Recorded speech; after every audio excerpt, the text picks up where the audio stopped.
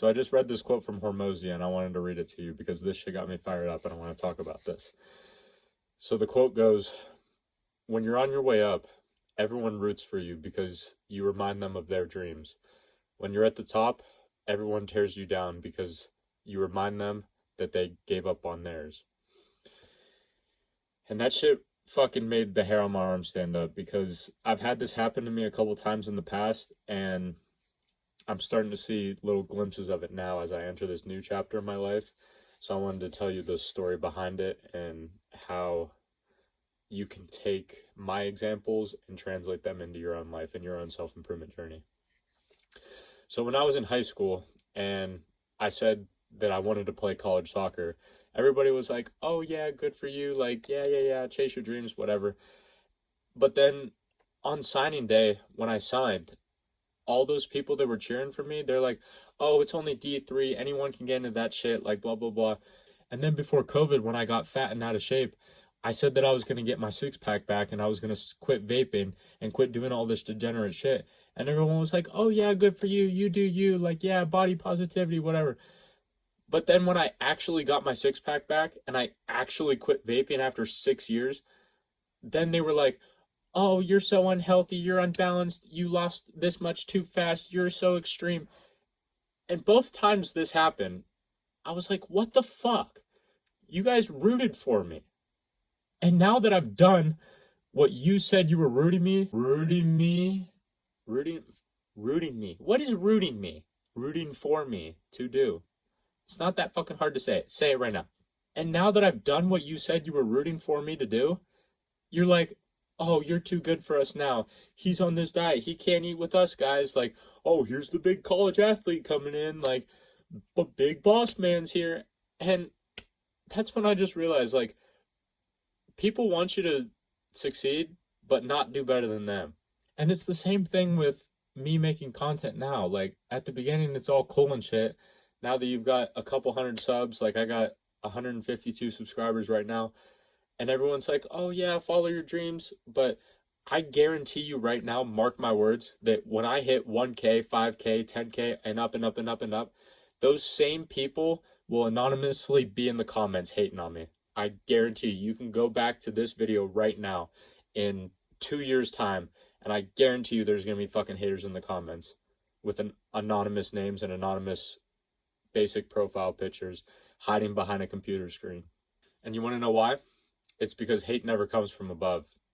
Because another thing is that this is going to be different with everyone else, right? Because based on the success of that person who's going to hate, it's going to take longer, right? Compared to like the high school jock who was super popular in high school and now he's 29 years old still working construction. Like, it's two different continuums. So those were the first moments where I went from being like the underdog to like the man, I guess you could say. And it's not the last time that it's going to happen either. And I'm almost in kind of a psychotic way looking forward to the hate. Like, I know that makes me sound crazy, but I think the hate is honestly like a prerequisite for success. And honestly, I think if you get no hate at all, then you're not successful. So I might have lost you with the last thing that I just said, but honestly, now that I've reframed it like this, hate has actually become like the leading indicator for me that like I'm on the right path, like I'm doing the right thing. And that's how I've been able to deal with the naysayers in the past and how I'm going to continue to do so in the future. So for you, I know you might have disagreed with this, but if you have anyone like this currently in your life, reframe the hate as hate will never ever come from above. I promise you. You'll never get hate from somebody doing better than you. And this goes back to another thing that I've spoken about before, but anything worth doing is hard. And nothing's going to be worthwhile that doesn't come from struggle and come from discomfort. Therefore, when you start feeling like all of your friends around you and the people that you used to speak the same language with, when they start pushing back on you and they begin to be like, "Oh, you're not going out drinking with us tonight, huh? You too good for us, huh?" I know that shit hurts. Trust me, I've been through it. But that, I promise you, that is the leading indicator that you're doing the right thing and you're on the right path. So I want you to reframe that distaste from them.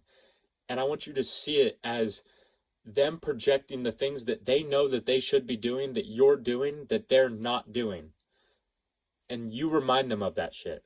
So even though you might think that you're on the climb of this big mountain that you have for yourself, you might be at the top of somebody else's mountain. So you waking up early and going to the gym before work, or staying up late and working on your side hustle instead of going out drinking on a Friday, or quitting your job to go all in on entrepreneurship and being a YouTuber, that might be the top of their mountain.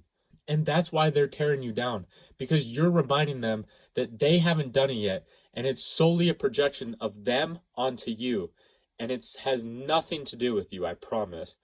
And once I realized this, and I hope that you can realize it now, it was extremely comforting for me in my own journey.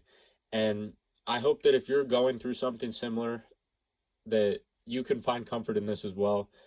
And I want to let you know that you're on the right path. It's that lonely path of self-improvement that I talk about all the time, where you don't fit in with the old friends that you had, but you don't have the results and the outcomes yet to be friends with the people that you want to be friends with. And you're doing all this shit trying to figure it out, and you wonder if it's even worth it or not because there's no signs of success yet. But I can tell you now that the sign of success is the hate that you're getting right now. And you cannot bend and you cannot break to that hate and fit back into the comfort of that life, because you know exactly where that road leads. And I know that's not where you want to be. You can fucking do more than this, bro. We're destined for more than this. And when you begin to do more, you begin to see the man that you could become. And it will be uncomfortable. And it will be fucking hell. But you know the alternative and where that path leads. And I know you don't want that for yourself and for your future family. So this is your moment right now. I want you to reframe this in your mind. Because before you were ignorant to the fact and you didn't realize this. But now that you know, you can never go back. And you will always compare yourself to that ideal version of you. That's like, fuck, man. Like, I can do more than this. And so everything worthwhile, it has a cost that comes with it. And the cost is what you're going through right now, which is what makes the entire thing worthwhile to begin with.